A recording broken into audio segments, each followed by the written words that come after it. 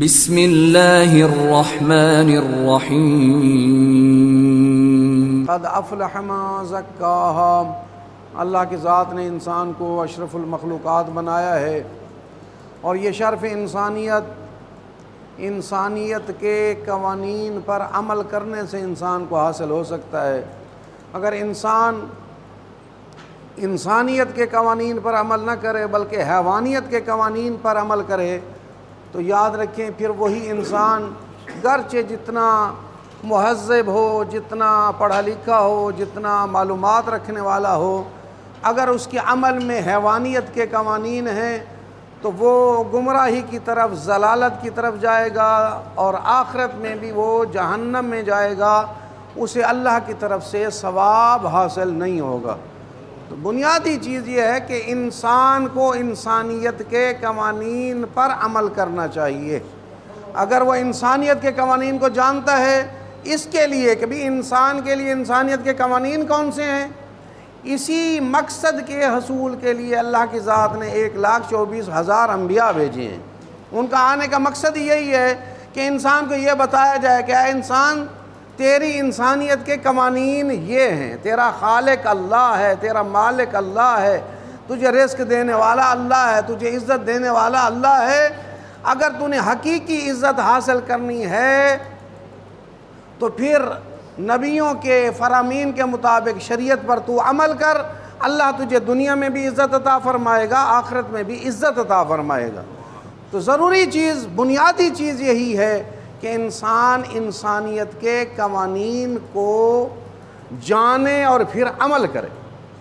اس کے لیے میں عرض کر رہا تھا کہ ماہ رمضان میں ہمیں چاہیے کہ ہم اپنا تزکیہ کریں، اپنے اندر کی پاکیزگی کریں۔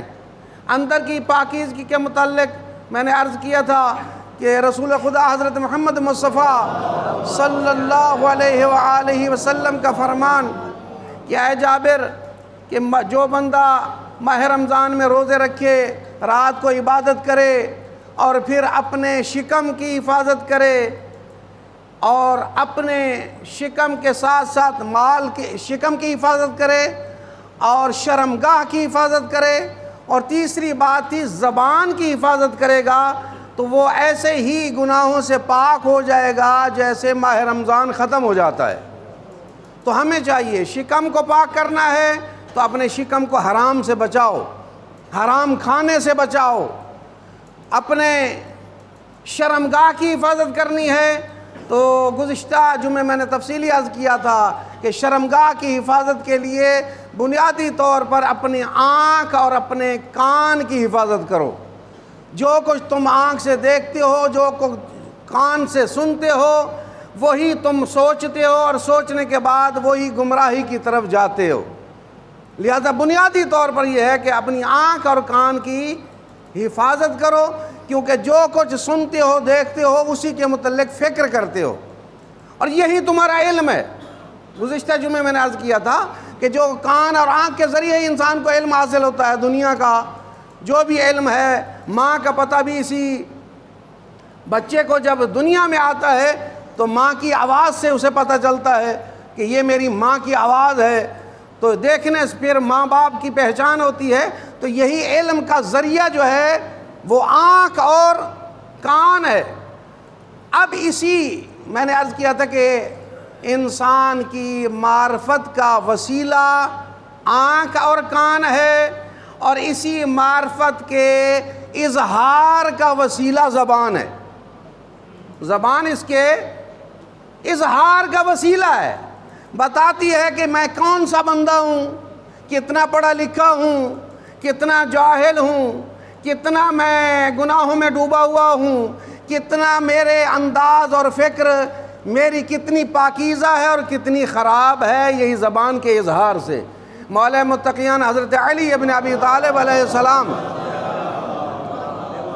ارشاد فرماتے ہیں تکلموا تعرفوا، بولو اور پہچانے جاؤ۔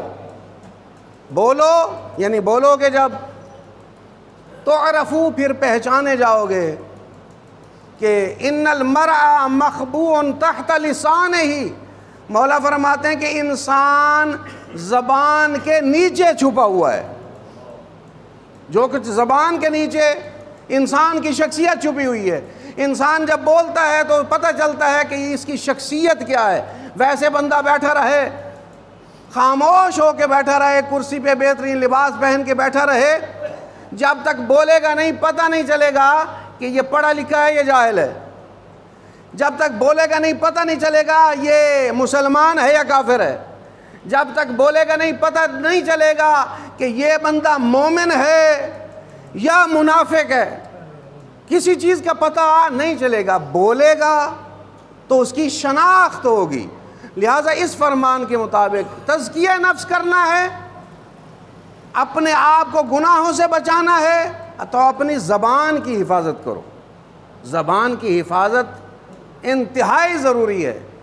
یہی زبان انسان کو نجاست سے پاکیزگی کی طرف لے آتی ہے، یہی زبان انسان کو کفر سے اسلام کی طرف لے آتی ہے، یہی زبان انسان کو اللہ کی تسبیح کے ذریعے اللہ کا مقرب بناتی ہے، یہی زبان انسان کے لیے مومنیت کا اظہار ہے، یہی زبان انسان کے لیے بہترین اخلاق کا اظہار ہے، یہی زبان انسان کی سچائی کو ظاہر کرتی ہے۔ تو زبان انسان کے لیے بہت اہم ہے، اور اسی زبان کے ذریعے انسان مسلمان سے کافر ہو جاتا ہے، اسی زبان کے ذریعے انسان اسلام سے مرتد ہو جاتا ہے، اسی زبان کے ذریعے انسان مسلمان ہونے کے بعد شرک کر بیٹھتا ہے اور جہنمی بن جاتا ہے، اسی زبان کے ذریعے انسان کسی کو دھوکہ دیتا ہے، اسی زبان کے ذریعے انسان جھوٹ بولتا ہے، اسی زبان کے ذریعے انسان غیبت کرتا ہے، اسی زبان کے ذریعے انسان تہمت لگاتا ہے، اسی زبان کے ذریعے کسی مومن کی توہین کرتا ہے، اسی زبان کے ذریعے کسی پر جو ہے غلط الزام لگاتا ہے۔ یہی زبان کے گناہوں پر اگر کنٹرول ہو جائے تو انسان بہت بڑے گناہوں سے محفوظ ہو جاتا ہے۔ اسی حوالے سے میں عرض کرتا چلوں، یہ زبان جب کسی کی غیبت کرتی ہے تو رسول خدا حضرت محمد مصطفیٰ صلی اللہ علیہ وآلہ وسلم کا فرمان اپنے ذہنوں میں بٹھائیں کہ رسول فرماتے ہیں جب مجھے معراج والی رات لے جایا گیا تو ایک گروہ مجھے دکھایا گیا، اس گروہ کی حالت یہ تھی کہ وہ گروہ اپنے ناخنوں کے ذریعے اپنے چہرے کو نوچ رہا تھا،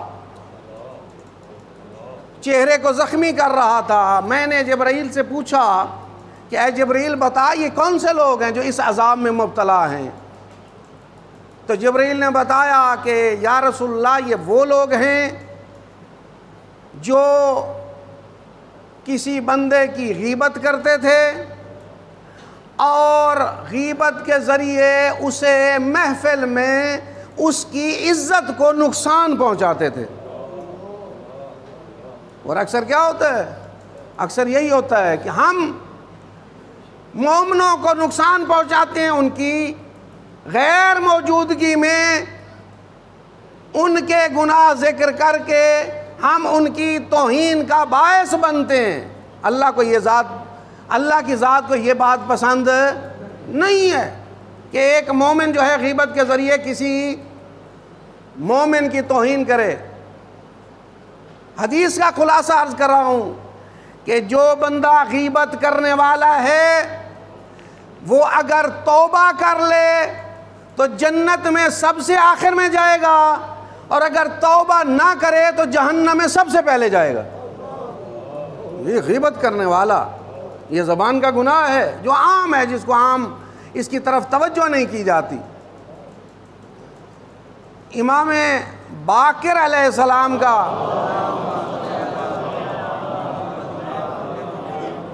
فرمان توجہ سے سنیں اور پھر یہ معاشرے میں یہ بات کی طرف توجہ کریں کہ یہ کیا یہ معاملہ ہمارے معاشرے میں موجود ہے۔ امام محمد باقر علیہ السلام ارشاد فرماتے ہیں کہ انسان کو کفر کے نزدیک کر دیتی ہے، کفر کی سرحد تک پہنچا دیتی ہے یہ بات کہ بندہ کسی اپنے مومن بھائی سے دین کے ذریعے دوستی کرے اور پھر اس کے قریب ہو کے اس کی لغزشوں اور اس کے عیبوں کا علم حاصل کرے، ان کا پتہ کرے، تاکہ کسی موقع پر اسے ذلیل اور رسوا کرے۔ یہ کیا؟ یہ بات کفر کے نزدیک کر دیتی ہے، یعنی وہ بندہ کفر کے نزدیک ہو جاتا ہے جس کی یہ کیفیت ہو کہ محفلوں میں قریب ہو، کسی کے دین کے نام پہ کسی کے قریب ہو، میں تیرا مومن بھائی ہوں، یا اور کسی حوالے سے قریب ہو، اس کے عیب تلاش کر کے اپنے پاس محفوظ کر لے اور پھر خاص موقع پر اس کے عیب کو ظاہر کر کے اسے رسوا کرے، یہ کفر کے نزدیک ہو جاتا ہے۔ یہ زبان کے گناہ ہیں۔ اسی طرح جھوٹ، زبان کے گناہوں میں اہم ترین گناہ کیا ہے؟ جھوٹ ہے۔ آج ماہ رمضان کے آخری جمعے میں آپ یہ تہیہ کر لیں کہ زندگی میں ہم کبھی جھوٹ نہیں بولیں گے، کیونکہ یا ایھا الذین آمنوا کونوا مع الصادقین، اے ایمان والو سچوں کے ساتھ ہو جاؤ۔ سچوں کے ساتھ وہی ہوں گے جو خود سچے ہوں گے، جو خود اپنے معاملے میں، اپنی دنیا داری میں، اپنے معاملات میں جھوٹ بولتے ہیں، وہ کبھی قیامت والے دن سچوں کی صف میں محشور نہیں ہوں گے۔ لہذا بندہ یہ تہیہ کر لے، اپنا تزکیہ کرے کہ میں نے کبھی جھوٹ نہیں بولنا۔ اور معصوم کا فرمان کا خلاصہ عرض کرتا چلوں کہ معصوم فرماتے ہیں تمام برائیوں کو ایک گھر میں جمع کر دیا جائے، تمام برائیوں کو ایک گھر میں جمع کر دیا جائے تو اس گھر کے کو تالا لگا ہوا ہو تو اس گھر کے تالے کی کنجی کا نام ہے جھوٹ، کہ جھوٹ جب بولے گا سب برائیوں میں مبتلا ہو جائے گا۔ یہ بہت بڑا گناہ ہے، لیکن ہمیں چاہیے کہ ہم اپنے آپ کو زبان کے گناہوں سے اپنے آپ کو بچائیں۔ زبان کے گناہوں میں سے ایک گناہ یہ ہے کہ بندہ معاشرے میں برائیوں کو عام کرے۔ سورہ مدثر میں ارشاد ہوتا ہے، ایک مکالمہ موجود ہے جنتیوں کا جہنمیوں سے مکالمہ۔ جنتی پوچھیں گے کہ بتاؤ تمہیں اللہ نے جہنم میں کیوں ڈالا؟ تو جہنمی پہلا جواب دیں گے لم نک من المصلین، ہم نماز پڑھنے والے نہیں تھے، اس لیے اللہ نے ہمیں جہنم میں ڈال دیا۔ ایک سبب یہ ہے کہ ہم مسکینوں کو کھانا نہیں کھلاتے تھے تو اللہ نے ہمیں جہنم میں ڈال دیا۔ تیسرا سبب یہ ہے کہ ہم بری محفلوں میں برے لوگوں کے ساتھ ان محفلوں میں شریک ہوتے تھے۔ یہ بری محفلوں میں شریک ہونا اور ان جیسا ہو جانا بھی گناہ کبیرہ میں سے ایک بڑا گناہ ہے۔ وہ کیا ہے؟ زبان کے ذریعے لہو و لعب، جیسی محفلیں اٹینڈ کریں گے ویسی زبان سے الفاظ ہمارے جاری ہوں گے، جس کی وجہ سے انسان گناہوں میں مبتلا ہوتا ہے۔ اسی زبان کے ذریعے امر بالمعروف ہے، اسی زبان کے ذریعے نہی عن المنکر ہے کہ نیکی کی ہدایت کرنا بھی ہر ایک پر واجب ہے، برائی سے روکنا بھی ہر ایک پر واجب ہے۔ اور اسی زبان کے ذریعے ظالم کی مخالفت کرنا اور مظلوم کی حمایت کرنا بھی ایک مومن پر فرض ہے۔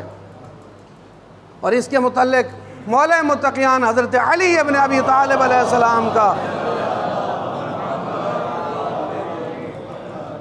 وصیت کا جملہ ہے کہ جو آپ نے اپنے بیٹوں کو کی ہے وَكُونَا لِلظَّالِمِ خَصْمًا وَلِلْمَظْلُومِ عَوْنًا، مولا فرماتے ہیں ظالم کے دشمن ہو جاؤ اور مظلوم کے مددگار ہو جاؤ۔ ظالم کے دشمن ہو، لیکن اگر ظالم کا مقابلہ کر سکتے ہو تو ہاتھ سے مقابلہ کرو، ہاتھ سے مقابلہ نہیں کر سکتے کم از کم ظالم کی مخالفت کا زبان کے ذریعے اظہار کرو۔ تم اظہار کرو گے کم از کم ظالموں میں شمار نہیں ہوگے، یہ بھی زبان کے ذریعے ہے۔ زبان کا حسن یہ ہے کہ ظالم کی مخالفت کی جائے اور مظلوم کی حمایت کی جائے۔ اور آج تاریخ میں سب سے بڑا ظالم کون ہے؟ سب سے بڑا ظالم جو اسلام کا دشمن ہے، جو مسلمان کا دشمن ہے، جو اسلحہ چلاتے ہوئے مارتے ہوئے یہ نہیں دیکھتا کہ یہ شیعہ ہے یا سنی ہے، جب وہ کسی مسلمان کو قتل کرتا ہے تو وہ یہ نہیں دیکھتا کہ یہ شیعہ ہے یا سنی ہے یا کس مسلک سے ہے، کیونکہ وہ اسلام کا دشمن ہے۔ اس لیے جو بھی کلمہ گو ہے وہ اسے قتل کرنے کے لیے آمادہ ہے۔ وہ آج کا ظالم امریکہ اور اسرائیل ہے۔ امریکہ اور اسرائیل آج کا سب سے بڑا ظالم ہے۔ ظالم کے ظلم کے مقابلے میں خاموشی اختیار کرنا بھی ظلم ہے۔ وہ ظالم کی ایسے سمجھو حمایت ہے۔ لہذا ہمیں چاہیے اپنے زبان کے ذریعے ہم ظالم کی مخالفت کریں، حد اقل اظہار کریں کہ ہم جو ہے مظلوموں کے ساتھ ہیں، ظالم کے مخالف ہیں، تاکہ ظاہر ہو۔ اس وقت سب سے بڑا ظلم جو ڈھایا جا رہا ہے فلسطین میں آپ کے سامنے ہے۔ مسلمان قتل ہو رہے ہیں، انہیں اپنی زمینوں سے نکالا جا رہا ہے، اتنی بمباری کی جا رہی ہے، ہسپتال محفوظ نہیں ہیں، گھر محفوظ نہیں ہیں، حتیٰ کہ جو راشن دینے والی قطاریں ہیں جو جس کے لیے وہ کھانے کے لیے قطار میں کھڑے ہیں، تو ظالم وہاں بھی گولیاں برسا کے ان مظلوم مسلمانوں کو قتل کر رہے ہیں۔ کتنا بڑا ظلم ہے کہ آج سوشل میڈیا پہ واضح ہے کہ بچیاں کیا کہہ رہی ہیں۔ ایک بچی کا میں نے کلپ سنا ہے، اسے پوچھا کہ کیا چاہتی ہے، اس نے کہا کہ مجھے ایک ٹینٹ مل جائے۔ اس نے پوچھا کیوں، ٹینٹ کیوں ملے تجھے؟ اس نے کہا کہ ٹینٹ مجھے اس لیے مل جائے تاکہ میں سکون سے سو سکوں۔ گھر برباد ہو گئے ہیں، میدانوں میں بچے بوڑھے جوان میدانوں میں سو رہے ہیں اور اوپر سے بمباری ہو رہی ہے۔ یہ ظلم فلسطین پہ ہو رہا ہے، لیکن مسلمان ہمارے فقط ظاہری مسلمان حکمران جو کچھ کر سکتے ہیں وہ اس حوالے سے جو ہے کچھ بھی نہیں کر رہے۔ حق یہ ہے کہ ہمارے مسلمان حکمران متحد ہو کے اسرائیل کے خلاف آواز اٹھائیں، اور اگر یہ سارے مل کے اس کی مخالفت کریں گے تو اسرائیل نیست و نابود ہو جائے گا۔ لیکن سب سے بڑا مسئلہ یہی ہے کہ میں نے جیسے عرض کیا ہے، جب حرام شکم میں موجود ہو تو پھر ظالم کی حمایت تو لوگ کرتے ہیں، مخالفت نہیں کرتے۔ ہمارے مسلمان حکمرانوں کو حرام کھانے کی ایسی عادت پڑ گئی ہے کہ اب وہ اسلام کا دفاع نہیں کر رہے بلکہ اپنی حکومتوں کا دفاع کر رہے ہیں۔ صورتحال یہ ہے۔ لہذا ہمیں چاہیے کہ ہم فلسطین کے حق میں بھرپور طریقے سے احتجاج کریں، جو ہم کر سکتے ہیں وہ کریں، تاکہ ہم اظہار کریں کہ ہم مظلوموں کے ساتھ ہیں، ظالموں کے ساتھ نہیں ہیں۔ اللہ سے دعا ہے کہ اللہ اہل بیت کے صدقے ہم سب کو زبان کے گناہوں سے محفوظ فرمائے اور مظلوموں کی حمایت کرنے کی توفیق عطا فرمائے، اور اللہ اہل بیت کے صدقے فلسطین کے مسلمانوں کو اسرائیل کے چنگل سے نجات عطا فرمائے۔ بسم اللہ الرحمن الرحیم۔ والعصر ان الانسان لفی خسر الا الذین آمنوا وعملوا الصالحات وتواصوا بالحق وتواصوا بالصبر۔